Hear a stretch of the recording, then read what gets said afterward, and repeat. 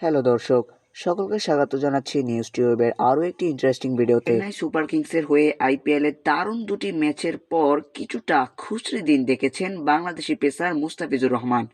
দিল্লি ক্যাপিটালসের বিপক্ষে রবিবার মুখোমুখি হয়েছিল চেন্নাই। ভেন্যুটিতে বেশ রান উঠবে সেটি আগেই জানা ছিল।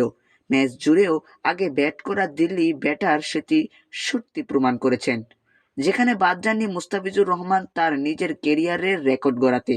টি-টোয়েন্টিতে ৩০০ উইকেট পাওয়ার কীর্তি গড়েছেন মুস্তাফিজ, বাংলাদেশি ক্রিকেটার হিসেবে যা দ্বিতীয়।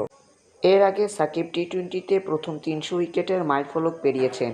এক্ষেত্রে অবশ্য ফিজের রেকর্ড গড়েছেন দ্রুততম বোলার হিসেবে।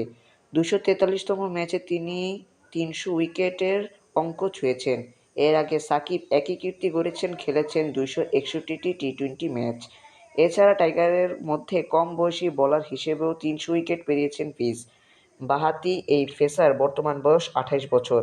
এর আগে সাকিব যখন ৩০০টি টি-টোয়েন্টির উইকেট পেরিয়েছেন তখন তার বয়স ছিল ৩১ বছর।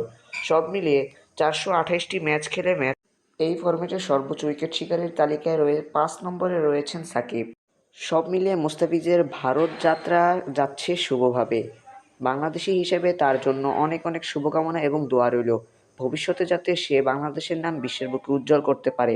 এরকমই নিত্য নতুন ভিডিও পেতে আমাদের চ্যানেলটিকে সাবস্ক্রাইব করে নিউজ টিউবের পাশে থাকুন। ততক্ষণ পর্যন্ত সকলে ভালো থাকুন, সুস্থ থাকুন। আল্লাহ হাফেজ।